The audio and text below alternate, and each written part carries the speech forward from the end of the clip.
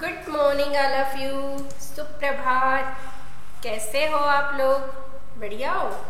तो हमारे दिन की शुरुआत कैसे करते हैं हम लोग? ईश्वर का स्मरण करके, ईश्वर को धन्यवाद देके सभी अपने हाथ जोड़े, अपनी आंखें बंद करें और मैम के साथ दोहराएंगे। अस्तो मा सद्गमय तमसो मा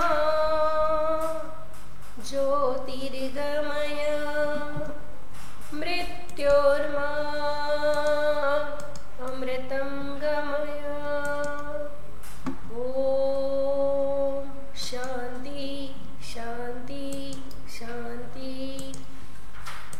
तो बच्चों, अब हम व्याकरण पढ़ रहे हैं, है ना। हमने व्याकरण में पहला चैप्टर क्रिया पढ़ा। मुझे उम्मीद है सभी ने उसे दोहराया होगा। जो भी मैं पढ़ाती हूँ उसे आपको दोहराना है, उसे अच्छे से पढ़ना है। कम से कम दिन में 1 से 2 बार चैप्टर को अच्छे से रीड करना है, तो आपको सारी चीज़ें अच्छे से लर्न भी हो जाएगी, समझ भी हो जाएगी। आज हम पढ़ेंगे पार्ट 2, पर्यायवाची। सभी अपनी पुस्तक का पेज नंबर 105 निकालेंगे।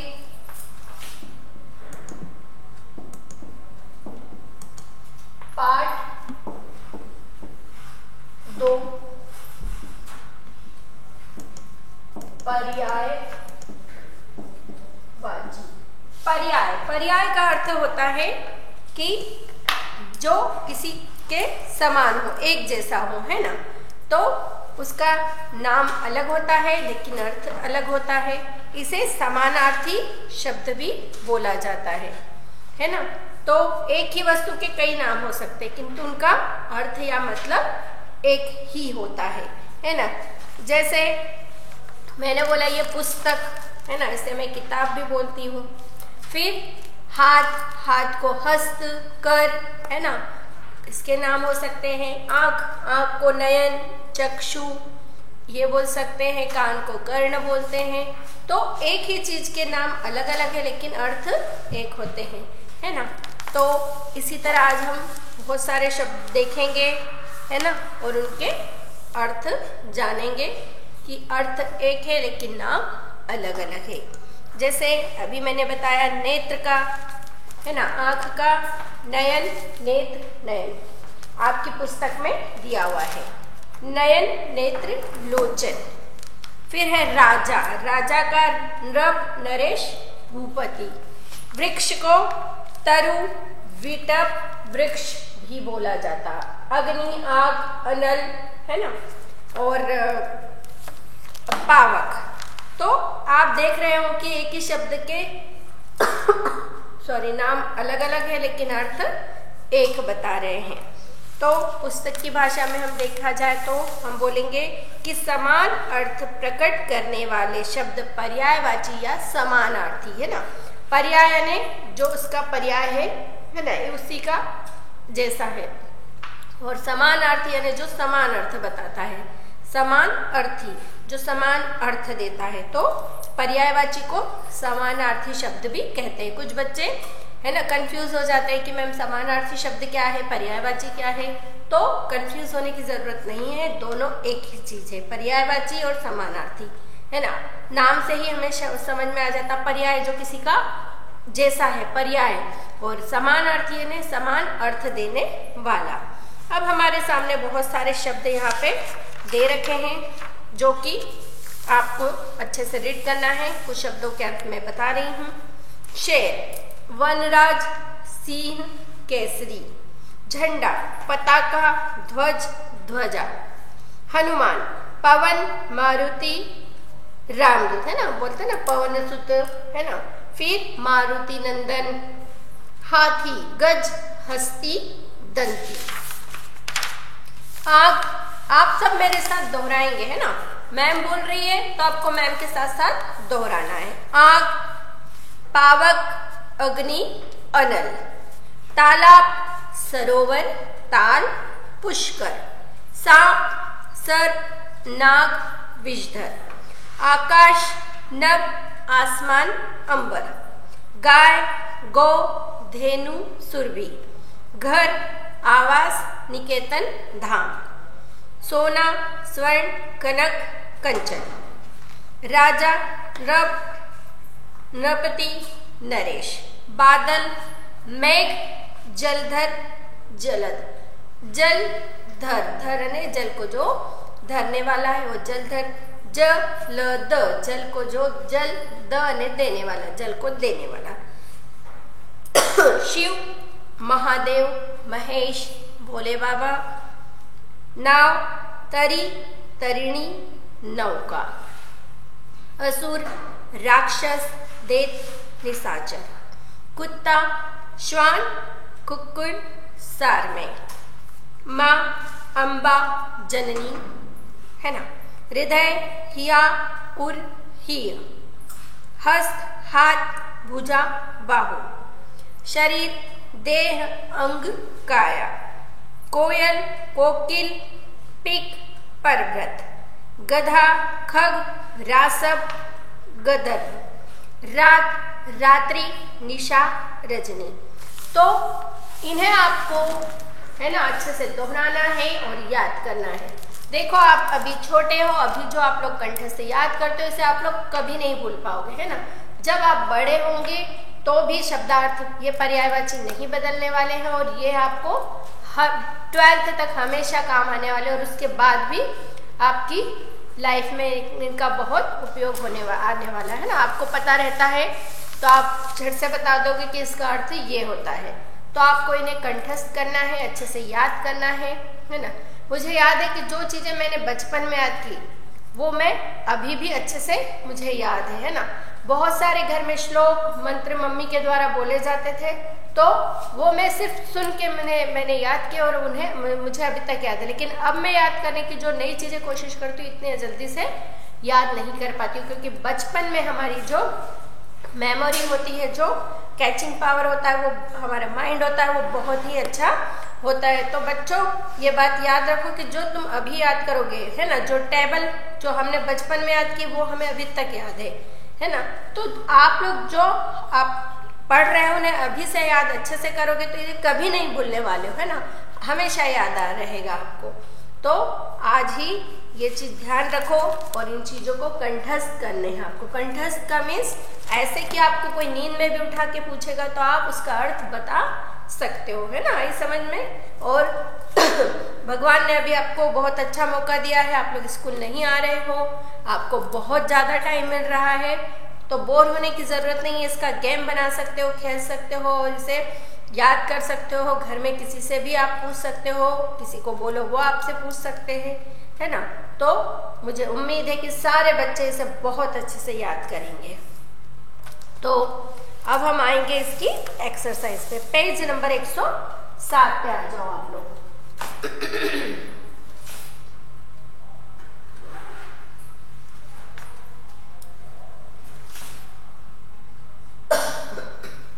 Page number 107। इनमें सही विकल्प है। इनमें से चांद का पर्यायवाची है रवि, राकेश, राजीव। तो रवि का मतलब होता है सूर्य, राकेश का चंद्रमा और राजीव मतलब हम किसको बोलते हैं? राजीव। इसमें देखना पड़ेगा राजीव का, मुझे भी याद नहीं आ रहा। तो यहां इसका अर्थ है राकेश। राकेश को भी चांद बोला जाता है ना। आप में से किसी के पापा का नाम हो सकता है, चाचा का नाम हो सकता है, मामा का नाम हो सकता है, तो आप उन्हें बताएं कि आपके नाम का अर्थ हमें पता है। और घर में जितने भी सदस्य हैं, है ना, आप नए नाम तो ऐसे रखे जाते हैं कि जिनके अर्थ नहीं निकलते। कुछ ही ऐसे होते हैं जिनके पर्यायवाची शायद बन पाए, लेकिन आपके मम्मी पापा, दादी दादा, नानी नाना, मामी मामा, अनेक ऐसे लोग हैं जिनके नाम है, उनके अर्थ हैं और उनके समानार्थी शब्द भी मिलेंगे। तो आप ये होमवर्क भी आपका है कि आप उन सबके नामों की एक लिस्ट बनाएं और उनके ही पर्यायवाची शब्द वहां पे लिखें, है ना। आपने कभी अपने मम्मी पापा से पूछा कि आपका नाम क्या है, उसका अर्थ क्या है? दादी दादा से पूछा? तो हमें ये चीजें पूछना चाहिए, हमें आना चाहिए, है ना। हर चीज के बारे में जानना चाहिए, है ना। बहुत से बच्चों को ये आदत नहीं है कि पूछने की, आजकल बच्चों में बहुत कम हो गई है। तो बेटा पूछो, है ना। अपने अड़ोस पड़ोस, अपने फ्रेंड, सभी के नामों को जानो और उनके अर्थ को उसमें, है ना। ध्वजल, हमारी क्लास में ध्वजल है, तो उसके अर्थ का, उनके नाम का हमें अर्थ पता होना चाहिए। जैसे बहुत सारे बच्चे हैं ना, तो हर बच्चे के नाम का अर्थ होता है। आलौकिक है ना, आलोक ने क्या होता है, उजाला होता है, दिए का जो उजाला होता है ना। ऐसे बहुत सारे नाम हैं जिनके हर नाम का अर्थ होता है, तो हमें उनके अर्थ पता करना है और उनके समानार्थी शब्द आपको लिखना है। यह आपका होमवर्क है, मुझे जरूर से सेंड करना है ना। कम से कम 10 ऐसे नाम आपको ढूंढ के मुझे बताना है। अब इनमें से चांद का पर्यायवाची क्या है, राकेश। तो क का सही उत्तर ब है, ये सही विकल्प कर रहे हैं हम लोग। क का सही उत्तर ब है।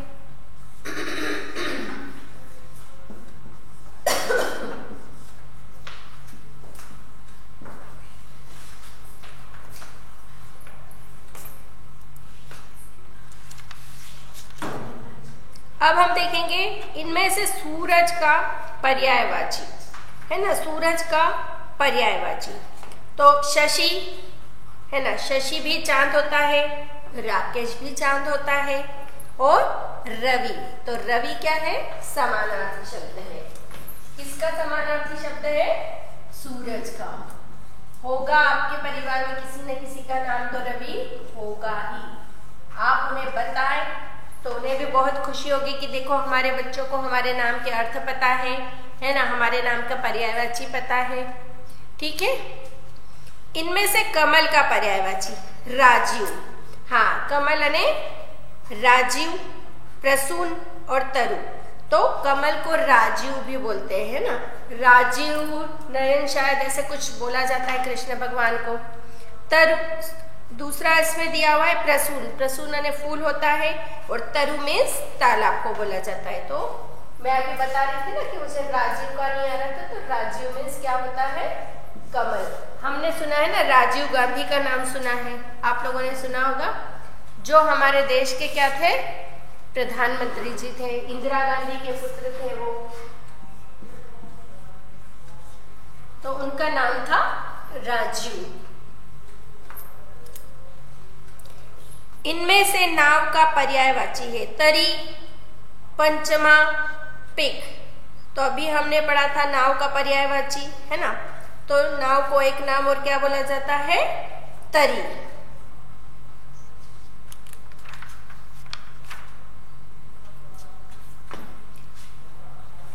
घ का अ।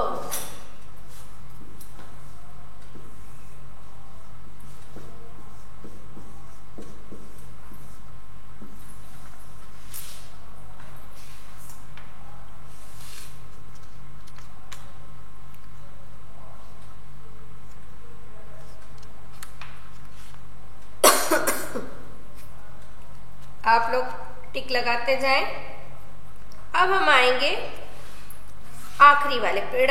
इनमें से बादल का पर्यायवाची है बादल, ज ल ज ल द, सिंधु। तो देखो ज ल द और ज ल ज, इनमें कंफ्यूज नहीं होना, सीधा मीनिंग है ज ल ज, और एक होता है ज ल द। यहाँ पे हम इसे अलग अलग करेंगे, ज ल और ज। यहाँ पे ज का अर्थ होता है जल, और यहाँ पे ज ल और द का अर्थ यहाँ होता है देना।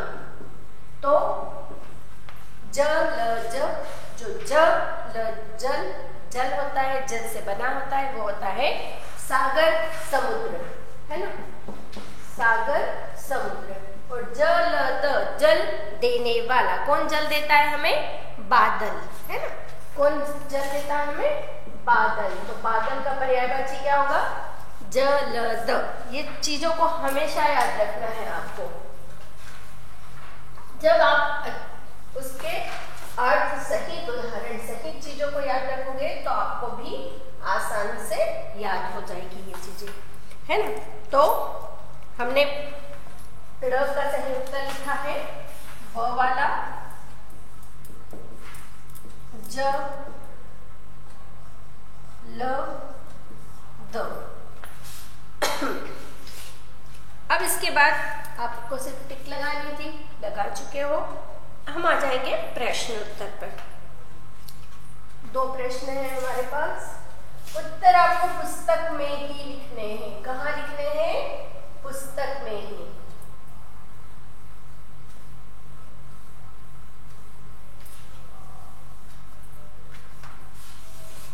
पर्यायवाची शब्द किसे कहते हैं, है ना? तो हम इसका उत्तर लिखेंगे। राइटिंग अच्छी लिखेंगे, 1 फिंगर डिस्टेंस लेंगे। समान अर्थ प्रकट करने वाले, समान अर्थ प्रकट करने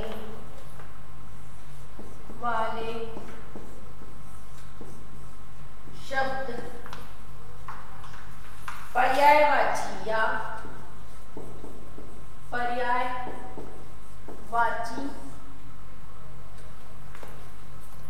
या समानार्थी शब्द कहलाते हैं, या समानार्थी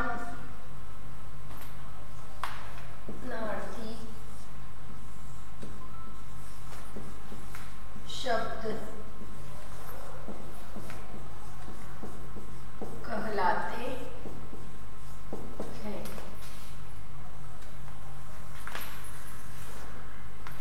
उत्तर ख, ये क का उत्तर लिखा मैंने। अब उत्तर ख लिखूंगी मैं।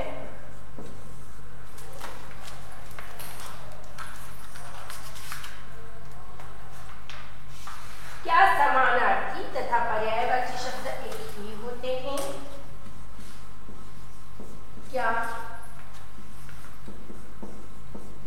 समानार्थी तथा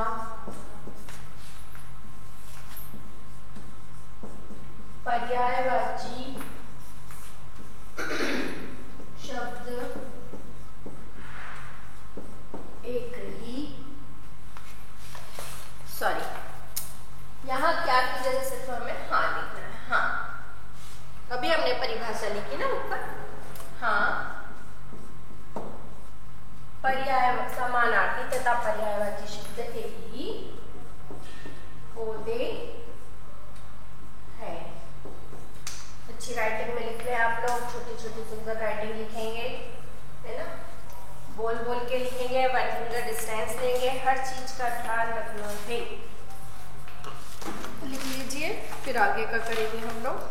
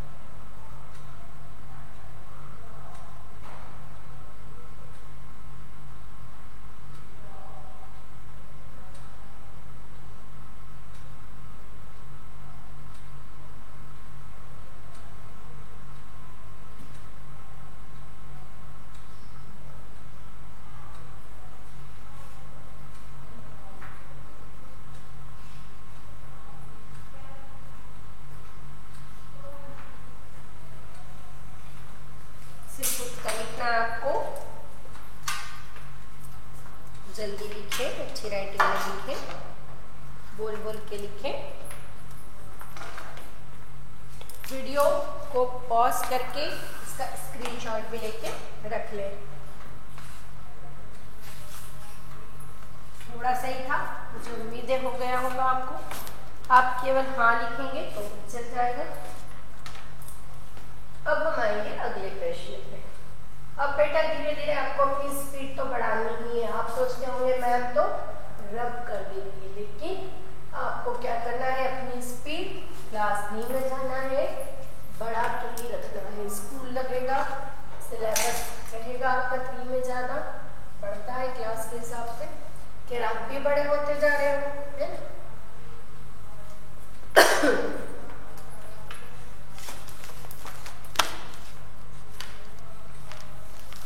क्या समानार्थी तथा पर्यायवाची शब्द एक ही होते हैं? हाँ, है ना। अब इसके बाद आएंगे इनके दो दो पर्यायवाची शब्द लिखिए। ये हम पेज नंबर 108 पे कर रहे हैं, 108, है ना। क्या सॉरी, पर्यायवाची शब्द दो दो लिखना है। राजा पहला शब्द दिया हुआ है, राजा।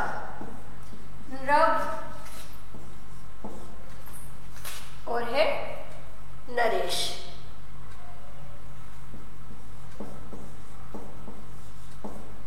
आप अपनी पुस्तक में लिख ले, कोयल,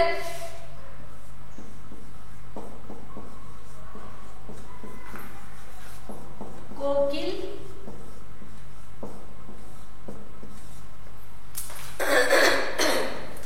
और पिक, कोकिल और पिक। आकाश, आकाश, नभ, अंबर। अब रेखा खींच के शब्दों को मिलाएंगे। पहले ये कर लीजिए आप लोग, अच्छी राइटिंग में लिखेंगे, बोल बोल के लिखेंगे। बोलने से आपका याद भी आपको, है ना, इसलिए बोलने की आदत डालें, बोल बोल कर लिखें। लिख लो इसे अपनी पुस्तक के पेज नंबर 108 पे प्रश्न उत्तर के नीचे।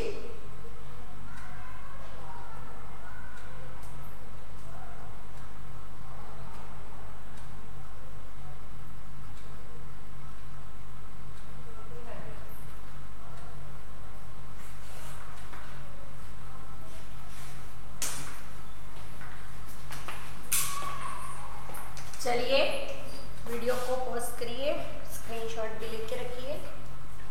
अब आ जाएंगे हम सही जोड़ी मिलाएंगे, है ना। बहुत आसान है, आप लोग भी कर सकते हो। रेखा खींचकर समानार्थी शब्दों का सुमेल कीजिए। सुमेल यानी सही मिलान। माता,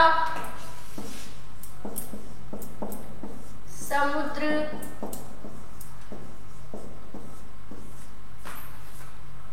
सोना, मित्र, तालाब।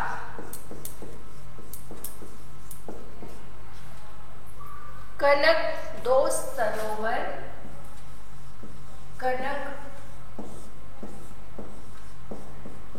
दोस्त,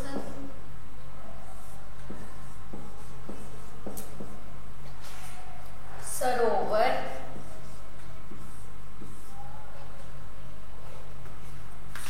नदीश, जननी, नदीश,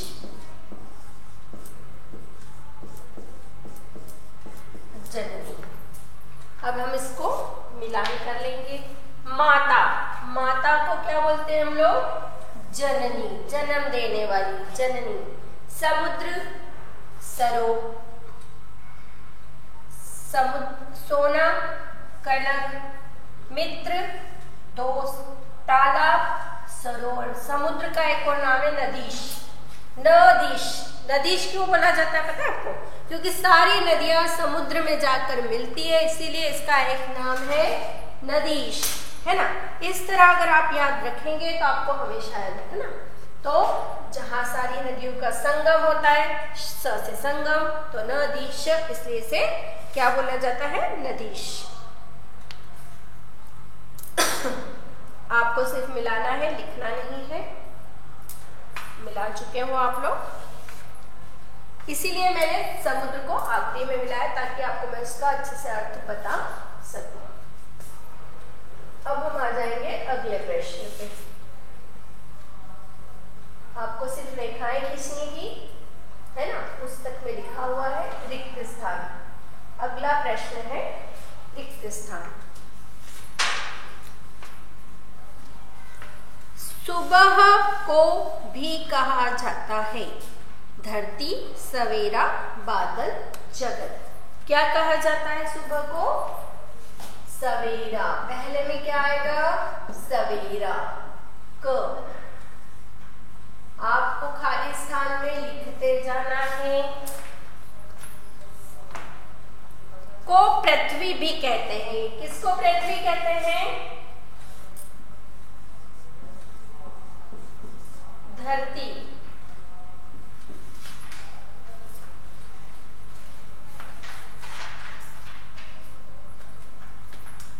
ये लिखिए आप लोग।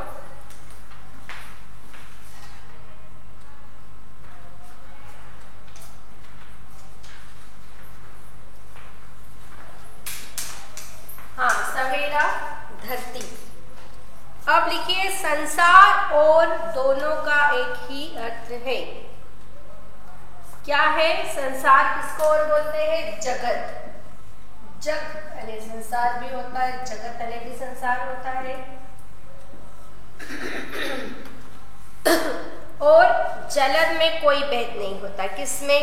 बादल। अभी हमने पढ़ा था ना थोड़ी देर पहले, बादल और जल में कोई अंतर नहीं होता है। लिख लीजिए आप लोग ये रिक्त स्थान। अब देखिए आपका आखिरी प्रश्न है कि अपने 5 सहपाठियों में आपके मित्र, दोस्त, फ्रेंड, सखा है ना, के नाम लिखिए और पता कीजिए उनका पर्यायवाची क्या है। ये देखिए यहाँ पे आपको उनके नाम लिखना है और उनके पर्यायवाची नाम भी यहाँ पे लिखना है। अगर एक पता है तो एक, 2 है तो 2। ठीक है, तो आप यहाँ पे अपने 5 मित्रों के नाम लिखो और उनके पर्यायवाची। ये आपका होमवर्क है ना। इसे आप अपने पुस्तक के पेज नंबर 8 का प्रश्न नंबर 5 जो है, प्रश्न 5 होमवर्क है। क्या है ये? आपका होमवर्क। इसको आपको अपनी पुस्तक में करना है। किस में करना है?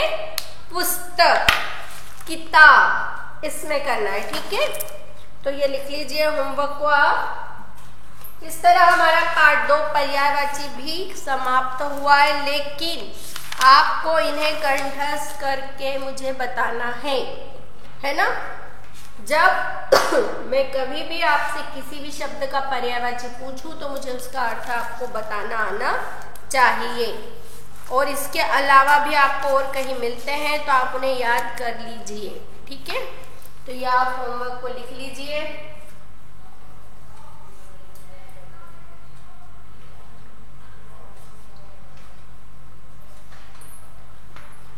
तो ये चैप्टर भी हमारा यही समाप्त होता है ना। अब एक छोटी सी कहानी सुन लीजिए, है ना। कहानी तो बनती ही आप लोगों को सुनना जरूरी होता है। कहानी देखो, बहुत अच्छी कहानी है, ध्यान से सुनना। सारी कहानियाँ अच्छी होती है क्योंकि कहानी सुनने से हमें बहुत अच्छा लगता है। एक बाबा भारती नाम के पुजारी थे, है ना। उनका एक छोटा सा मंदिर था और उनके पास एक घोड़ा था जिसका नाम सुल्तान था।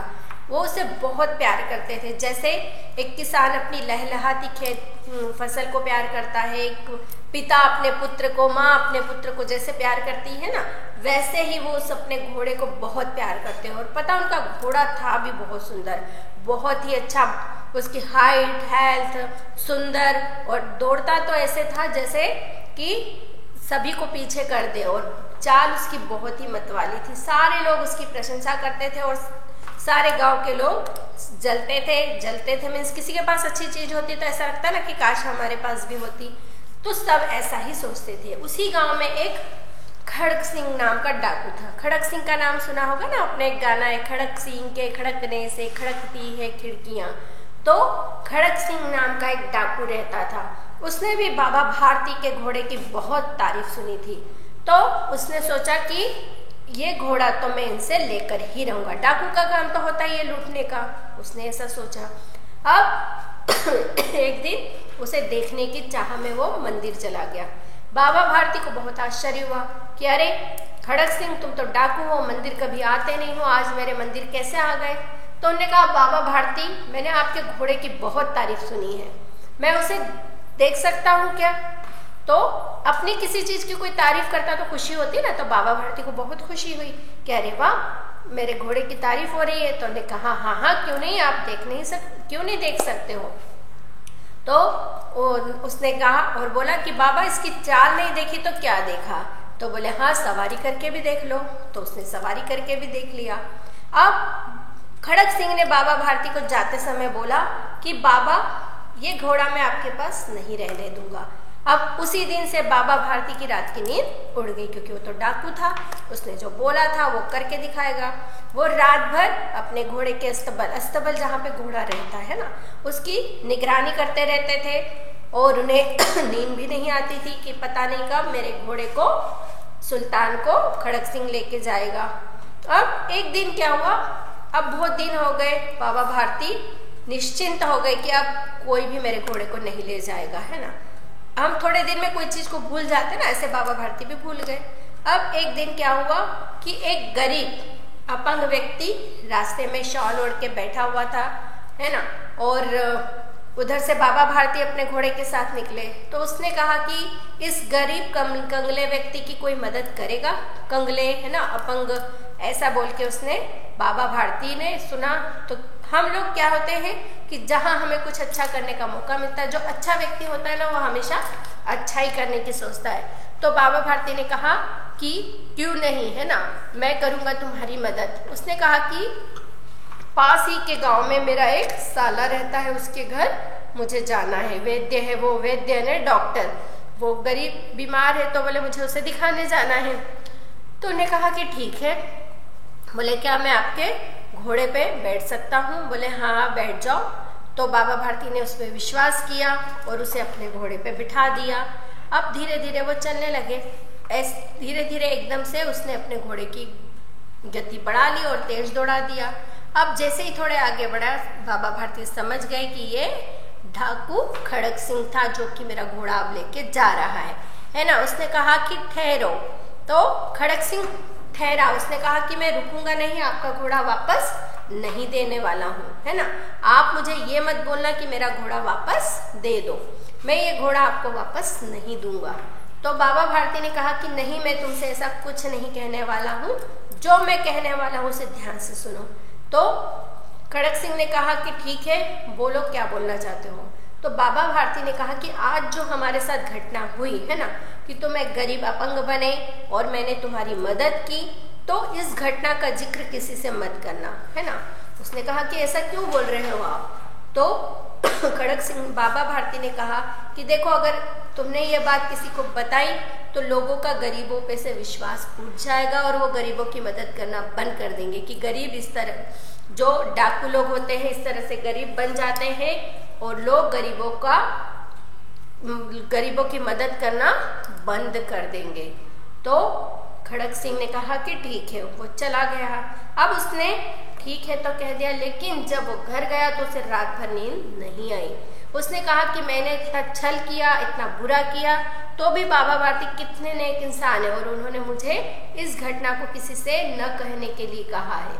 रात भर खड़क सिंह को नींद नहीं आई, है ना। सुबह होते ही 4 बजे उसने घोड़ा लिया और बाबा भारती के अस्तबल में जाके उसे बांध के आ गया।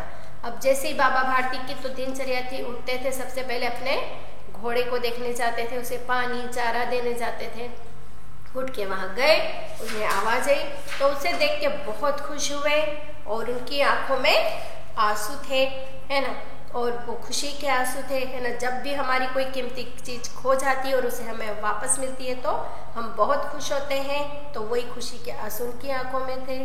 तो इसी तरह से, है ना, बाबा भारती ने एक डाकू का भी हृदय परिवर्तन कर दिया। तो हमें कभी भी अच्छाई का मार्ग नहीं छोड़ना चाहिए, है ना। हमेशा नेक और अच्छे काम करते रहना चाहिए।